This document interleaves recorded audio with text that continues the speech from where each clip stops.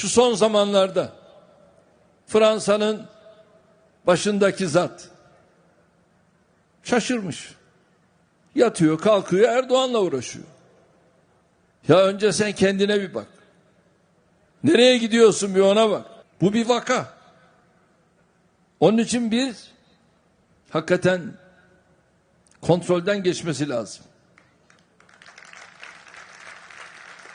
Bir de Hollanda'da bir milletvekili müsveddesi var. O da kalkmış bizimle ilgili yine bir şeyler yapıyor. Ya bir defa haddini bil. Haddini bil.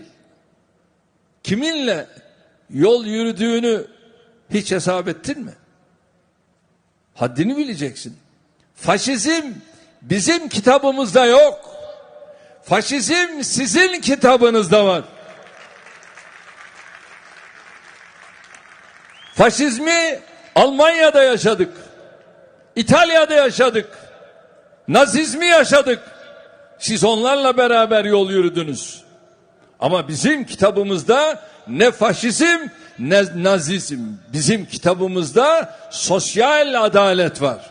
Ve biz bu sosyal adaletle yol yürüyoruz.